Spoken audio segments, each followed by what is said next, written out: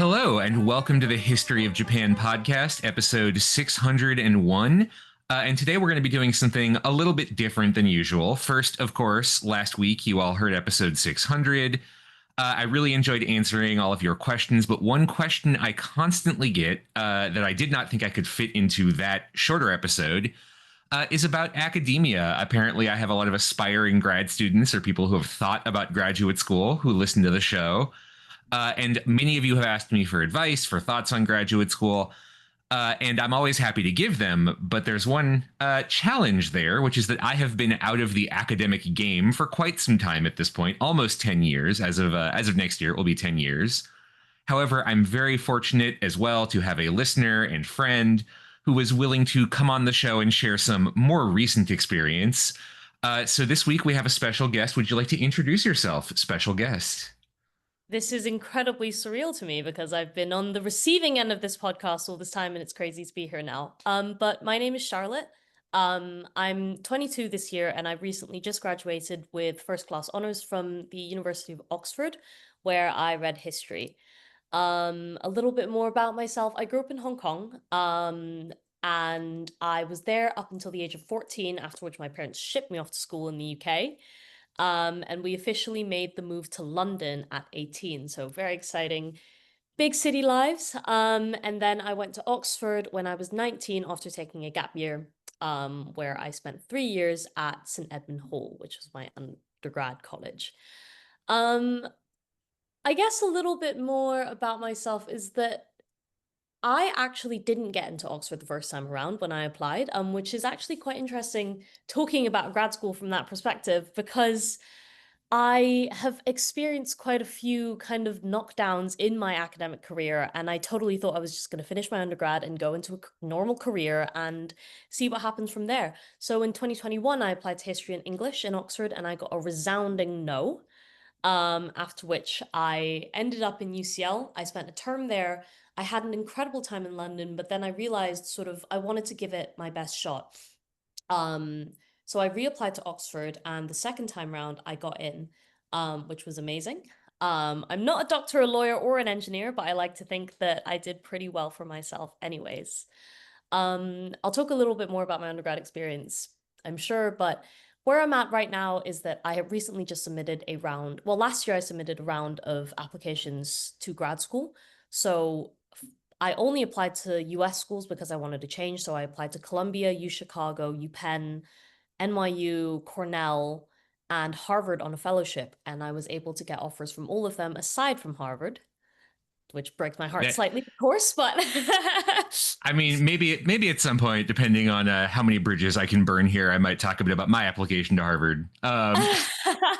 It, it it didn't go well either. I'm sure behind every Harvard application there is a litany of burnt bridges and grad student tears. But I was very fortunate to get acceptances from all of them. I accepted a master's offer from Columbia in their degree program called International and World History, which they do in conjunction with the London School of Economics, which is a very good school here based in London in the name. Which would be a 2-year program with an intensive language course included, and you're expected to produce a dissertation at the end of it. You would also graduate with both a Master of Arts, so an MA, and a Master in Science, so an MSc, thanks to the the LSE portion of it. I decided to put that offer on a year-long deferral, which they were very kind to grant me. And I'm currently on a year out whilst I work on some language skills, do some volunteering, gain some work experience, and honestly just take a bit of a breather before I launch myself right into another round of academia electric boogaloo 2, or whatever it is they call it. Excellent. Well, thank you again for being here. And let's talk. I think the way I'm going to structure this, just kind of a conversation about your thoughts as you were kind of going into grad school, what the experience was like. I will share my memories of ancient history from the early 2010s of what things were like on my end. And hopefully, listeners, if you are curious about graduate school, if you just want to know more about how academia works, because it can feel very what's the word I'm looking for here? Mystifying. Academic. Yeah, it can feel very academic, very much so. Hopefully, this helps you get a bit of a sense of just, what's actually going on if you decide to go into a level above undergrad. So, first things first, why graduate school? Why not just decide, you know what, I want a real job. I would like things like job security and, you know, all that good stuff. I mean, those are very good things, and it feels almost like I'm sat in front of an admissions board right now, um, which is making my skin prickle. Um, I guess the I guess there are two sides to my answer, and I'm going to start with the honest one because I think a lot of people feel this way, and I've talked to a lot of people who are graduating from very elite institutions that feel the same way, which is that I felt quite lost at the end of my undergrad. I had flitted around quite a few kind of internships and kind of sort of entry level jobs. I've done various roles in communications. I've done stuff in publishing. I've done stuff in like working at auction houses and galleries. And all of those things, whilst they were quite interesting, never felt as though they were something that really fulfilled me both personally and intellectually, at the risk of sounding, you know. um and so that was the real reason, is that in all honesty, once I graduated, I was like, oh my God, I'm not entirely sure what I want to do next. And the second reason is I only felt as though I really scratched the surface of what my degree in history could really offer. I'm not entirely sure how it works in the US at an undergraduate level, but in the UK, what you do is you take various taught modules, and then you eventually move on to your research project, which comes all the way at the end of the degree. And at least in Oxford, you're only given one term to do so, and you are expected to research over the summer as well as the Christmas break in your own time. And at Oxford, one term is 8 weeks long, which is nothing in the grand That's scheme of wild. PhDs. Wow. Everything. To write your undergrad dissertation. So I ended up writing mine, which is kind of why I'm on this podcast rather than anything else. I wrote mine on the history of whaling and the visual culture associated with it in Tokugawa, Japan. I focused specifically on 1760 to 1850, so that was the range. And throughout that process, I was able to get sort of my teeth into all of the capital A academia things, like doing archival research, talking to people who do archival research, doing textual analysis. I wasn't able to actually go in person on a research trip, but that's something that I was really hoping to be able to do at some point in my life. Hence why all of these factors kind of combined kind of pushed me towards grad school. I'd always considered a career in academia, and what my dissertation was written on was essentially on both environmental history, but also with a bit of kind of interdisciplinary elements brought in. I did quite a lot of work with anthropologists. So my supervisor was an anthropologist, and quite a lot of work with historical ecology, which I didn't realize was a thing until I started writing it. Um, and I just fell in love, honestly. And it was something that I wanted to do more in the future. And I know that sounds really corny, but it's the truth. I mean, that's bringing me back. I felt very much the same way at the end of my undergraduate experience, which was pretty similar for the record. Generally in the States, it's, required coursework, but I deliberately picked a school that had a minimum of like distribution requirements, so I could just take as many history classes as I wanted. I had a year to do my undergrad thesis, so 8 weeks sounds crazy to me. That's wild. But very much the same idea, except that my supervisor was a specialist in Renaissance Italy because the Japan specialist was on academic leave, I think just personal leave for the whole year. So that was a trip. But yeah, I mean, I think that's the big one.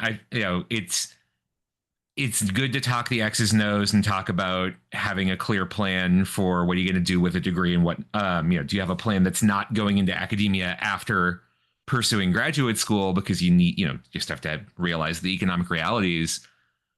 But honestly, if you love it, you love it, and that's just life. Absolutely. I mean, don't get me wrong. I am very much aware of the fact that some people in my peer group have kind of thrown their heart and soul into academia, and they've like launched themselves in these incredibly dazzling, impressive kind of career paths for academics. One of my best friends that I met in Oxford, he did his undergraduate at Boston College, did a year abroad at Oxford, then did a master's at Cambridge, then is now at Princeton doing his PhD. And he was always one of those people that had his heart set on being a professor. And whilst I think that's incredibly admirable and something that I would be delighted to be in the future, I'm very aware of the fact that everyone needs a backup plan, regardless of where they are in life. But I think especially as an early sort of 20-something-year-old. So for me, the reason why I took a year out in conjunction with kind of holding these offers from various grad schools is I wanted some time to be able to reflect upon all the basically job opportunities that are out there and to think about what a backup plan would look like for me. So at the minute, I'm also applying to a variety of more dry and prosaic roles in consulting, risk analysis, maybe law school. Um, so I've got a lot of applications going. I'm trying to keep as many paths open as I possibly can. But if the stars align and funding is something that I'm able to sort of consistently get, I would be delighted if I were to be able to kind of pursue my research interests a bit further. All this is a long-winded way of saying I don't think there's any harm in keeping options open. It doesn't mean your heart's any less in your research. It just means that you're kind of able to pick it back up without having your world be focused entirely around your ability to publish. Absolutely. And I think maybe this is something where, for grad school, I was at the University of Washington, which is a great school. But in the US, academia is such a tiered system between the Ivies and the kind of Ivy equivalents like Stanford and everybody else. I remember reading something in the Chronicle of Higher Education about 10 years ago that in history, like as a discipline, 50% of the tenured positions, which are the ones where you have actual job security, go to like Ivy or Ivy League equivalent graduates. And then all the other schools in the US are producing the people who fight for the other 50%. So very early on at UW, we were encouraged to have conversations. There were literal classes we had to take on what can you do with this degree if you don't end up in academia, which was kind of demoralizing in some ways to kind of do that math and realize it. But I did appreciate the kind of practicality of that mindset of like, you need to have a plan.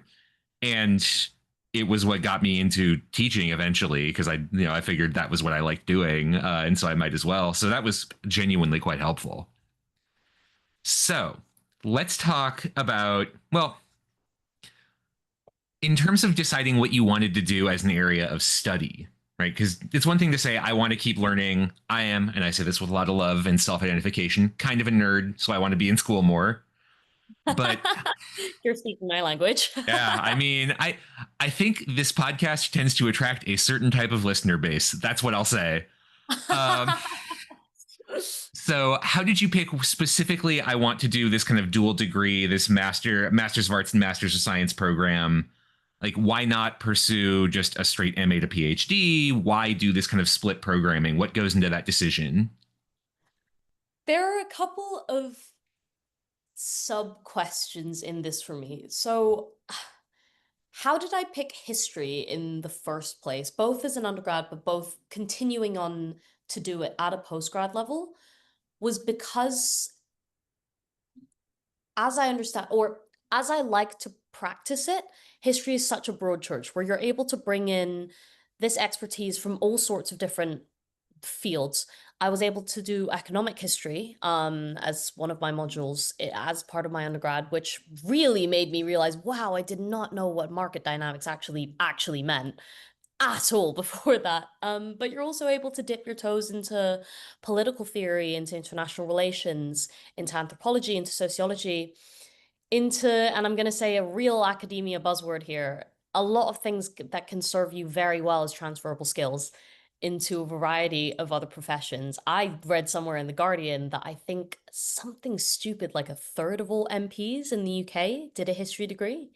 Which maybe says something about the type of people that history degrees in the UK attract.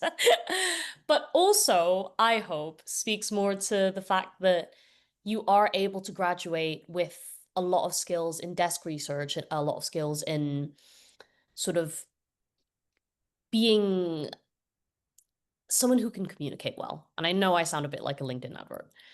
For me, I guess to speak in less general terms, I absolutely loved history because I loved the moment when it all clicked and everything came together. When I could see, being able to see human history instead of like, okay, well, World War II happened here and the Tudors happened here and the Egyptians were pottering around thousands of years ago and blah, and it's all very interesting, but it feels like disparate chunks. To me, history really made sense when I was like, right, I can make these connections across these wildly different geographical regions, across these wildly different scales from individual actors to whole societies, and being able to say, I understand how this thing influenced this other thing. Um, and being able to bring all these different kind of dialogues and narratives into play, like being able to take anthropological approaches to stuff like warfare, which can usually be quite dry, or being able to take a art history approach to whaling, which is what I did. Um, so that was really, really cool to me. And then specifically with the Columbia LSC kind of MAMSC, I liked the fact that, well, I mean, from a practical point of view, that they're both incredibly good institutions that give you amazing connections both within and without academia. But also another reason was that I wanted to be in a different environment to London and Oxford. I wanted to be somewhere else where it was just a little bit different that I might not otherwise have the opportunity to go to. And the third thing is that I liked the fact that Columbia put so much focus onto their language requirement, where you basically have to fulfill a certain number of credits in at least one language, preferably the one in the sort of target society or target country that you're aiming to research. For me, that would be Japanese. Um, plus, the LSE component, which comes in the second year, has a lot more of a focus on bringing in what is essentially a social science kind of more data focused approach, both of which I think are really useful skills, both again within and without academia. So that was a really appealing program to me. But as of right now, I currently have pending applications both for Harvard and Yale, which are I've heard of definitely, them. yeah, just those little guys somewhere on the East Coast. So we'll definitely see how that goes. And I guess a slightly more narrow question, which I definitely encountered, was having to pick what specifically it is that you're submitting as a research proposal saying, I want to do this, I love this. That was actually the most daunting aspect of it, which was basically saying, right, I want to do this and only this and maybe slightly related topics for the rest of my academic career. It felt like much bigger of a decision than just picking my university, which maybe not everyone feels, but it definitely was like that for me. No, Uh, yeah, I remember that feeling. and please do stop me if I'm kind of taking us on a bit of a meander around my internal It's thoughts. academia. It's all meanders. But I was initially going to focus I was going to specialize into something very, very different than what I'm specializing in now. Not to make myself sound too cool or anything, but I used to play in a band whilst I was during my gap year in London, which was very Much cooler than I've ever been. Wow, yeah. and over that time I became really interested in youth subcultures in London. And essentially it's specifically talking about like the spatial and sartorial elements of forming quote unquote youth identity, especially in a climate with increased policing and moral panic in the 70s. So all very kind of pre-Thatcher, post-punk kind of when London was still cool instead of, riddled with reform. Like, London is not cool. I can't keep track of these things anymore. I guess I'm not cool anymore, so I don't really know what's cool. Well, no, I will defend my city and say I do think London is an incredibly cool and vibrant place to be, but it is very different now than it would have been. Well, I say that like I was there to witness it. I wasn't. Well, I mean, I definitely feel like as a historian, that's always how I tend to talk. Like, oh, it was like that. What am I saying? How would I know? I wasn't alive then. Like, I can speak firsthand about Tokugawa. No. oh yeah. Um, but yeah, that was what I was initially going to research. And over the course of my, whilst I was contemplating it, I realized that I felt more and more distant toward that as a research topic. One, because a lot of very substantial literature has already been written on youth identity and youth subcultures in London. And I wanted a niche that I really felt like I could make a difference in. Um, but that gave me a massive crisis because, as previously mentioned, we did not have long at all to do this dissertation, and time was Mhm. rapidly running out. So I think probably 2 months after my decision was supposed to have been finalized, I wrote to the dissertation board and I said, "Look, I want to change my topic, and I want to now write about the visual culture of whaling in Tokugawa, Japan." And they respond to me, obviously having done their due diligence, being like, right, this is on the other side of the world 300 years ago. What happened? And my answer to that question was, I don't think you can do it. You can't do a dissertation in something that doesn't excite you anymore, nor can you apply to grad school with a topic that doesn't particularly excite you. How I landed on whaling was I put three of my greatest loves together, that being history, then specifically the history of early modern East Asia, which I fell in love with in my second year of my degree. And the last thing was I love marine animals. In another life, I would have loved to have been a marine biologist. And I put these three things together. And I sat there for probably about an hour typing random keywords into JSTOR, quite literally being like early modern marine animal history. And it literally hit me like a bolt of lightning, where I was like, I can write about whaling. Whaling is an area where there is pretty substantial scholarship, but quite a lot focuses on modern whaling and this sort of image of Japan as a whaling nation and how that intersects with conservation and international law and all that kind of stuff. But there was a real kind of paucity of literature, I think, in the pre-modern period. And very, very quickly, as I sort of followed the footnotes through, I realized that this was something that I really felt like I could make a very original contribution to. And from then on out, I decided, you know what? Environmental history and ecology are things that are very lively at a graduate level. And so it kind of all worked out in the end. That's incredible. I mean, I'm impressed that you had a much more deliberate approach to picking your research topic. My undergrad research was on kind of the transition into a sport of like Japanese martial arts during the Meiji period. And I literally just picked it because I liked sports. I did kendo. I popped like some keywords into the rare bits of the National Diet Library that were digitized back in the year 2009. And oh yeah, there's a couple hits. It's fine. I can make this work. So definitely don't do it my way. Do it that way. That's one good piece of advice. Put a little bit more work into your thought process because that did come around to bite me later on. I also, just out of curiosity, when you were applying to Columbia, is Carol Gluck still there? Do you know? Is she retired by now? That's a amazing question. I'm actually not sure. Well, if you run into her, we did a phone interview 20 years ago. I'm sure she remembers me perfectly, as she remembers every graduate or aspiring graduate student she talked to for 20 minutes. I'm Um, definitely not one of the bridges that you burned on your oh, grand she academic journey. she was lovely. Dr. Gluck was great for me, and also just a genuinely wonderful academic. No, let's spill some tea. Andrew Gordon at Harvard, he spent like an hour with me. I drove up to goddamn Boston or whatever it's technically in. What's the Cambridge, right? Because they just want to be in the UK at that point. And spent an It's not my hour. fault. It's not my fault that every place in the US is named after somewhere in the UK, so it gets really confusing when I see Birmingham, Alabama. Oh man, no, there's some real weird ones out there. Let me tell you. But Yeah, we spent an hour together. He was very like in effusive about my application. Instantly rejected me, and when I actually applied, never got back. When I said, "Hey, how could I improve my application for the future?" I'll never forgive you, Andrew. I'll never forgive you.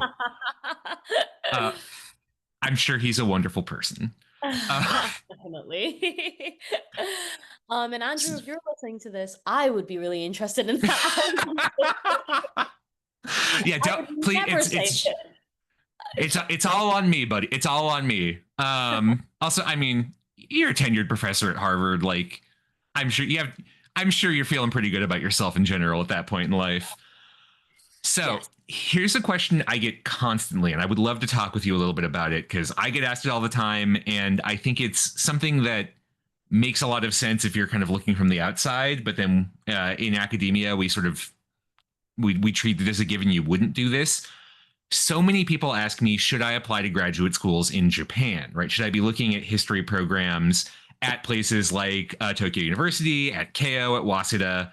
So Mhm. let's talk why don't more people who are interested in studying Japanese history do this thing that seems like it should be extremely obvious, right? And just apply to a bunch of schools in Japan. They care about it there, one assumes. I can only give my perspective on this. So hopefully that is enlightening, but I suppose my situation is quite different to everyone's.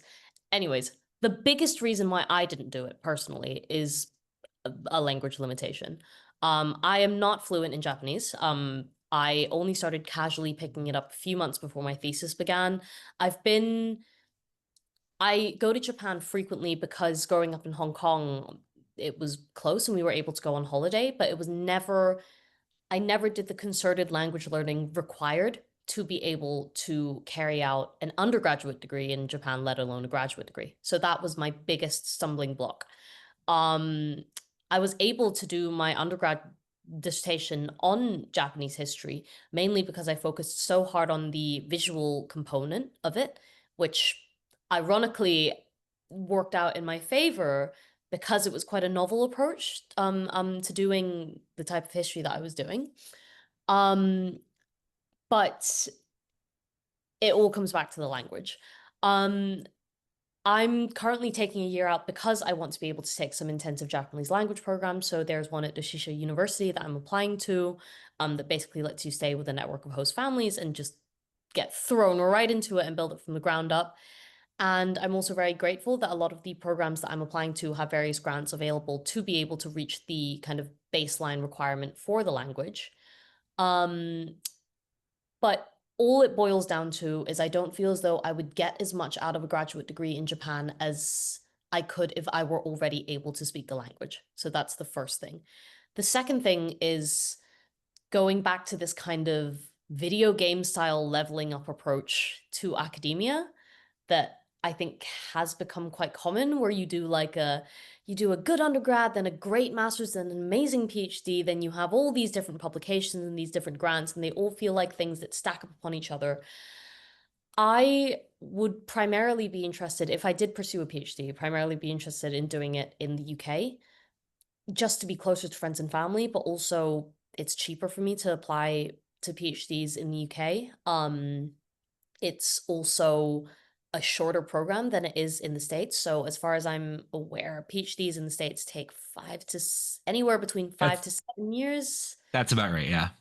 and it's 3 to 4 in the UK, which does seem a bit like a fast track. And I do know that some US universities sneer at UK PhDs because of it, so that's something to bear in mind. um, but essentially, I felt as though I would be able to get a better network of academics who could recommend me to various institutions. I would be able to score publications from predominantly English speaking institutions and be able to kind of have a more cohesive and obstacle free career path than I would be if I wanted to kind of stick my neck out and make it work in Japan. It's also very difficult for me as a non Japanese resident to be able to get kind of long term work there. So practically speaking, it didn't really make sense for me. With that being said, if you are someone who kind of if there's an element to your research that is something that is best supported by, I guess, the archives and the academics and the scholarship that's currently being undertaken in Japan, or if there's a really strong linguistic component to your research, or if you just really love the country and you want to work there, then absolutely do it. But for me personally, yeah, it didn't quite make sense. Yeah, I mean, I think that hits on it. The biggest limiting factor, I think, for a lot of people is language. I'm completely drawing a blank on her name, but the excellent professor and writer who wrote Stranger in the Shogun City. It's not Anne Walthall. Oh God, yeah, it's going to come to me as soon as we finish this recording. But in the intro to that Amy, book, she has. Amy Stanley. Thank you. Got it. Yes, Yes. teamwork makes the dream work. Yeah. So Dr. Stanley has a great line in the intro to that book about essentially if you are in like second language academia, if you're not a native Japanese speaker working on Japanese history, your work is never going to be at the absolute cutting edge because you just can't, work through the archival material in the same way. I mean, even if I spent all of my life studying Japanese in depth, I just can't like the second language unless you grow up speaking it, it's not going to click in the same way. And so you're more kind of focused on how do I take this material, translate it for an English speaking audience or whatever your primary language is, and find ways to kind of connect that audience to this, experience, to this different time, this different place. Um, and so doing that, or to keeping that in mind, it's very, very hard, I think, to find a school in Japan that will take you, to Mm. find one that is willing to support the kind of language work you need to not just be able to like get around the country. Like I can do that okay in Japanese, but if you just throw a book at me that is written at an academic level, me and that kanji dictionary are going to get very well acquainted as we sit down and work through that thing together. I mean, visa requirements is a huge one, right? It's very hard to get a visa in Japan. Schools will work with you to do it, in my experience, but it is still like it's not as bad as some places in the world, but it's not an easy system either. And I think the support network is also really, really important. Like grad school is hard. It is a lot of work. Having friends, having family nearby, it really makes a difference. Um, so yeah, I mean that those are kind of the big reasons why I think a lot of people don't pursue that. My understanding is there are some schools in Tokyo that offer English, like mixed primarily English, but like 40% ish coursework in Japanese undergrad programs. I don't think there are any that do grad programs like that, but I've been out of the game for a while too. So yeah, I Yeah. might be missing something.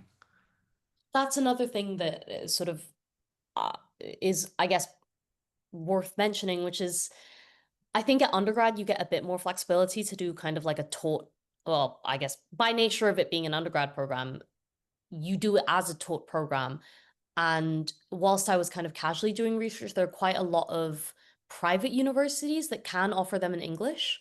But again, with private universities comes the whole issue with funding, et cetera, and being able to get student visas. And then with master's programs, off the top of my head, the only one that I think offers a significant English component is Toyama University and none others. But I do think it is understandable when you're researching at that level, they would much rather pick someone who is able to sort of 100% fluently work in their target language because sort of graduate spaces are so limited that at the end of the day, you do have to discriminate based on suitability. Um, I think a good alternative that I did look into was quite a few universities, at least in the UK, and I'm sure in the States as well, offer like a semester abroad to fulfill the language requirement. So I know for 100% sure that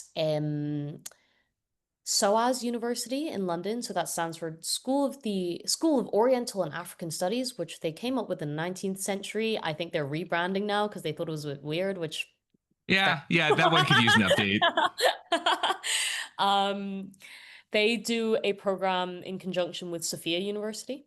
And that is a quite intensive language component where you will be able to take kind of modules in Japanese culture and Japanese history and English, but then the rest of your course credits will be made up by language learning. So I think that's a really good option for someone who might want to be able to get to like a conversational level in the target language and being able to work with some sources, but not writing for an exclusively, in this case, Japanese academic audience. I'm actually quite fortunate in the fact that I am fluent in Chinese. I grew up speaking it, and I can speak Cantonese and Mandarin. So that was actually a really, really helpful secondary language to be able to read publications to do with Japanese history because there is a very lively field of Chinese language scholarship in the area as well. But language definitely very important for a historian, but also can be a real nightmare. Yeah. I mean, especially in this day and age, I even when I was applying, I remember a lot of schools wanted you to have not just, whatever your primary language was, whatever, for us would be Japanese, but at least one or two secondary languages from the region. If memory serves, Harvard, part of the program of study was you had to pick up at least one other language beyond like the primary target language, which is great. I mean, it enables a lot of this really great kind of cross border research, but also if you don't like learning languages, that's gonna be hard. So I uh, let me look at my notes here. Yes, uh, when you were thinking about like where you were going to apply, how are you deciding on places? Who was helping with that process? And just generally, like, what is the process like? What do you do to get into graduate school that's different from getting into undergrad? This is giving me like chills down my spine because I'm currently working through this as we speak. How did I This is a decide safe on space. Let it out. God, It Andrew, just whatever his name was?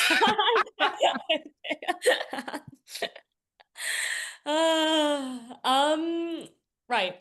How did I decide what schools to apply to?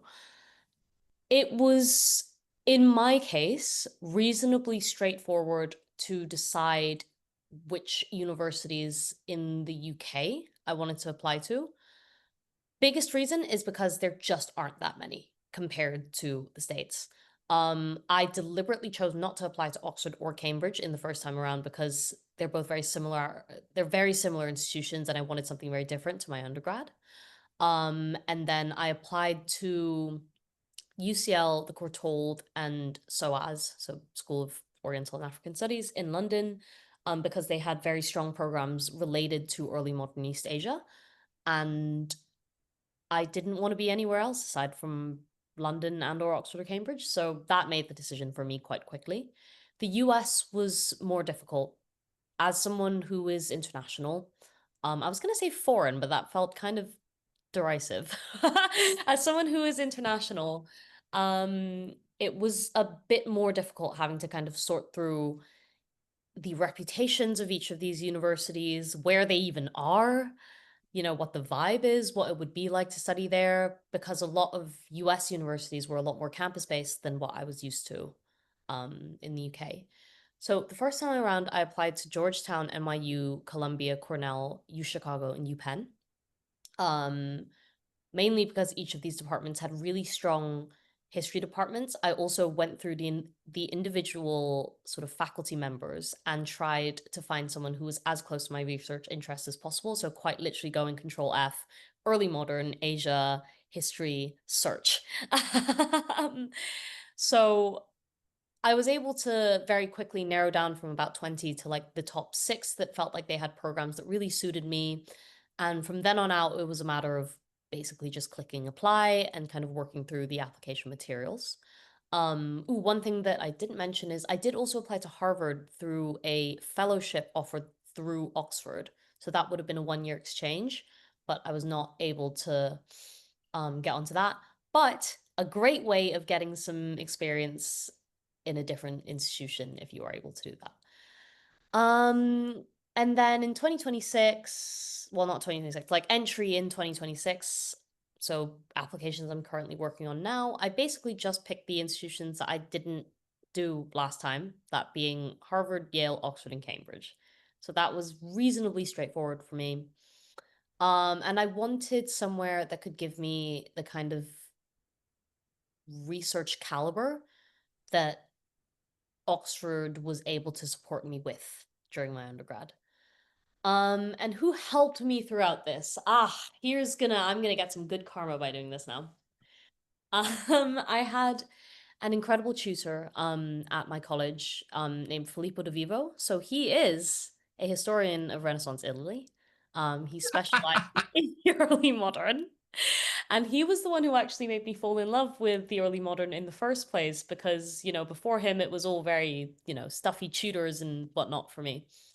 Um, but he was able to support me through kind of the language required to kind of write research proposals and write personal statements.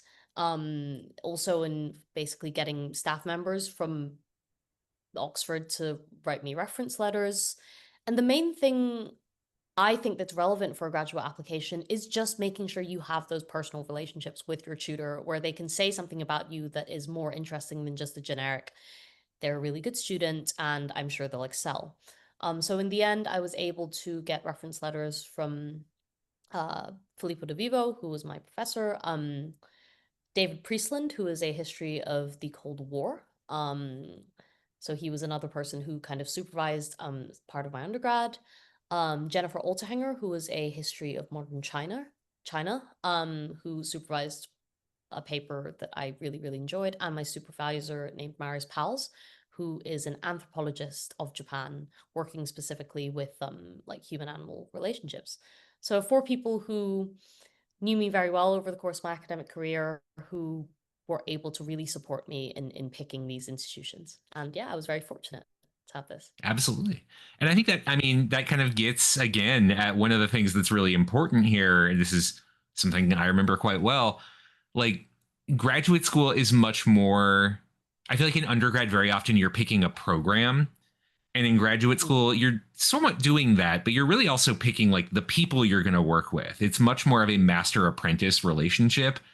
And both the Mm. relationships you're coming in with, the people who you've worked with in undergrad who can say, like, yes, I think this person can do it, and finding someone who is willing to kind of take you on can be a real challenge. Like, I think in retrospect, part of my issue with Dear Andrew was that he just, we were looking at the same periods of history, but his background is really labor history, which is not something like that's not my thing. Mm. Where I think, Dr. Gluck, even though I ended up not applying to Columbia, was a little bit more receptive to me because we could kind of speak the same language about talking about the idea of constructing national symbols during the period of modernization in Japan, like during the early Meiji period. There was more of a kind of shared interest in the politics of kind of building this new order, as opposed to the more of like social economic side of history. And so it I really think is. Oh, no, no, no. I was just saying, I think that's a really good way of putting it, like being able to speak the same language. Because I think in undergrad they expect a bit of a Swiss Army knife, degree dependent. But that stuff is stuff that you're meant to have figured out by the time that you get to graduate level. And I think the more you can speak about it in common terms with someone that you want to supervise you, the better your application will be. And I think, what my professors were very good at reminding me of as well is that graduate applications are a two-way street. They obviously have to think you're an impressive candidate, but they also want someone fun to be able to work with that they get along with on a more personal as well as an intellectual level. And you have to feel the same way about your mentors, so to speak. So that was sort of reintroducing that kind of quite human element, remembering that this is just probably a very nice, very passionate person on the other side of a .Harvard email, was something that really kind of helped me loosen up about how what it all meant. absolutely. And I think like the human element, that's a great way to frame it. It is a very personal relationship. My eventual supervisor at UW ended up being Ken Pyle, who is, at the time was already a very established name in Japanese history. I think though I didn't quite realize that because he was at kind of the tail end of his career. I think he was 76 when I started. He like the sort of relationship to preparing someone for the job market was very different because he hadn't been on it in 50 years. And I think part of it was also I've moved around a lot growing up in the US, but I spent most of my time in New York in a very Jewish community surrounded by a lot of Italians. We are animated, we talk with our hands. Dr. Pyle is a very Quaker man from rural Pennsylvania who is very stone faced. We used to say you could, his only tell about his feelings was he would steeple his hands when he was talking and lean. And the further back he was leaning, the more upset he was. So you'd have to like Oh. be calculating the angles, kind of get the side look so you could see. Is that like a 15 degree or are we like, were we hitting 20? 20's bad. It's So a good preparation for a STEM degree. yeah, I mean, maybe that's why the GRE has that math component. You really have to be able, you have to have that background. You had to do the GRE, right? Because you were applying to US schools. Yeah, that's something that I realized I totally forgot. The reason why I didn't apply to Yale the first time around is that they required the GRE. And at that point, because I was juggling internship and grad school applications, I didn't have time to be able to prep for it. So I didn't Yeah. apply to Yale. They have now actually this year waived it as a requirement for the history undergrad, which I was like, yeah, of history postgrad, which I was like, yes, because my maths would have let me down. But the answer is no, I did not have to do it, thank God. Oh God, kids these days, back in my day. So Oh easy. my. So for those who don't know, the GRE is the graduate record exam. It is essentially for the Americans in the audience, SAT2 the revenge. And I hated that thing so much because there is this math component. It's 50-50 regardless of the subject. I got, not to brag, 99 percentile on the like written verbal part and 54, slightly above average on math. And I am convinced that did sink a couple of my applications down the road, even though it's math. Who cares? With love for the mathematicians in the audience, I am not a math person. I respect and honor the work you do, and it is not my work. Um, Absolutely. Me neither. And it's not something that you have to do in the UK either, because the way that we funnel people into undergrad is that most people do A levels and most people do three, some accomplished people do four, but you're kind of discouraged from doing like a really wide spread of like random things like math, physics, English, and art because you are pulled in these very opposing directions. But it means people specialize early in the UK as opposed to the US, which has like a major minor system as far as I understand it, and the SATs, which covers just everything. So for me personally, coming from a UK educated background, the GRE would be much more of a hindrance than a help to my application. And I'm very glad that they've chosen to waive it. I I am too. I try not to be resentful of these things, even though God, that would have been my senior year a lot more pleasant. I can imagine. I mean, I actually, so I did masters first, then took a gap year and worked a corporate job to see if I wanted to do a real job. I was at Nintendo of America, which I'm sure a few people in the audience have heard of, for the launch of the Wii U, which was not a great experience. That was a train wreck. Nobody bought that thing. But then I ended up going back to my PhD program right away, in part because my GRE scores were about to expire. And I would have had to retake the exam if I wanted to go later. And I was like, I'm not redoing it. I'm not going back. I've done my time. Mm. So we're getting towards the end of my questions. I think the last thing I wanted to ask you, what advice do you have for the people in the audience who are thinking, well, maybe I'm finishing up undergrad and I'm a huge nerd and I want to keep reading all these books, or maybe I've had a real job for a while, but what if I went back to school? What's your advice for aspiring graduate students in the humanities? It's odd because I feel like I'm currently in that process and I feel wildly underqualified to give anyone any advice. But I think what I would have said to myself a year ago, and also what I'm quite constantly telling myself now, is that a lot of people think that they have to have every step of their lives figured out and that everything that they do has to be aspiring towards this end goal, when in reality, the majority of people I know don't. And they eventually find what fits them by this process of trial and error. obviously in the context of grad school, it is a financial commitment. It is a intellectual commitment. You might have to move, you might have to sort of commit to studies that you feel like you can't then get out of. But for most people going into grad school in their early 20s, there is a lot of time still to be able to transfer those skills onto a corporate job or onto a job in academia, whichever one it is. What I think is a really good thing to do, regardless of what stage of life one is in, is to kind of take up courses or hobbies in your free time, things that could be quote unquote employable, but also things that kind of make you a more well-rounded candidate. Like, I'm currently, at first it was a bit through kicking and screaming, but then I realized that it was actually quite interesting, is I'm taking a coding course, just to be able to supplement a very kind of writing and research heavy background. Sort of things like that, just being able to develop personal things and achieve personal goals that make you a more well-rounded person, because I think that's what both academics and sort of employers are looking for in a person, instead of a machine that said, I want to be X, Y, and Z, and this is the only thing that I am able to do. And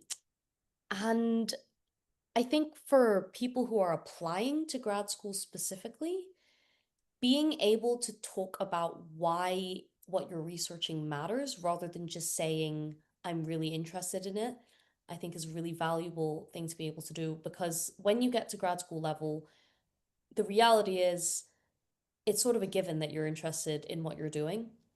I think what will really make a difference one way or another is why it matters both to yourself, but also to the institution that you're going to be doing it with and going to be aligned with. And also things that you've done that might not on the surface immediately look super relevant, being able to kind of tell that as part of a narrative, saying these are all the things that have built up to lead me here. So being able to say, I don't know, oh, I did this volunteering program in being able to say, oh, I did this data survey citizen science program in Okinawa, which I have signed up for, has made me realize, how interesting it is when people connect with academia and when these things connect with actually real world kind of getting your hands dirty and being able to work with animals, et cetera, et cetera. Hence why, blah, blah, blah. Yeah, just being able to seem like an interesting and well-rounded individual, I think is what it boils down to. It really, I mean, I think that is so important. Like, I really like that you emphasize, and I think it is very true. You are making a commitment to an institution. They are also making a commitment to you. And so they want some sense that you'll be, both able to do the work and also just like not be, a hugely unpleasant person to have around, especially the American system for 5 to 7 years. Um, it's important to be able to show that you can play nice with the other children, so to speak. At Um, everything in life. yeah, just a good life skill in general. And making the case for why what you do matters. I think especially today, it is true in the US. I don't follow UK politics as closely, but my understanding also there, budgets are being cut, programs are being, kind of pared back a bit. And so both going in with a clear kind of awareness of that, this is not a flush time for academia. And, if you want to take the swing, go for it and be aware of that. And just don't I think very often people can take that as sort of like I didn't make the cut, so I'm not good enough. There's something wrong with me. And yeah, I know it's easy to say, but that's not true. Like, sometimes things don't work out. It's okay. Have a backup plan, be aware of the reality of the situation, give it a try. And if it doesn't work, it doesn't work. That's not anyone's fault. That is unfortunate. As a great philosopher named Jean-Luc Picard once said, you know, it is possible to do everything right and still lose. And that's just life. And definitely had to dig deep for that one. Yeah. Uh, so that's kind of a grim thing to say towards the end of this interview. um, but I, it is worth being aware of this, but also, academia can open up things even if you don't go into academia, as a as a field. When I was 18, here's a fun fact for you all. I thought that I was either going to be a professor or more likely go get a job in the State Department and be a diplomat. And the one thing I told myself I would never do was go teach high school. And now I work at a wonderful private school, and I actually love teaching high school. I really wouldn't have ended up where I was if I didn't go to graduate school because, of course, you do research, but part of grad school is also, especially towards the PhD end of it, being a teaching assistant and eventually teaching classes yourself. And I discovered, especially when I started teaching community college in the States as a way to make a little extra money, I loved teaching. And I don't think I would have realized that without going to graduate school. I wouldn't have ended up where I am. And I'm really glad to be where I am, if not for going to graduate school. So, life comes at you fast sometimes, and you go in with a plan, be aware, and also know that sometimes something weird will come out, a curveball will come out of nowhere, and suddenly you'll be doing the last thing you ever expected to be doing, 15 years ago, and have a sense of humor about it. Because as with all things in life, 100%. I mean, hey, I told myself that I was never gonna apply. I'm never gonna be a lawyer. I'm not gonna be one of this. And here I am making sure that, I have those applications ready to go, both as a backup plan, but also I think the process of researching things that you might not necessarily have thought you were going to do helps you realize that they are things that could fit with your skill set and are things that could excite you.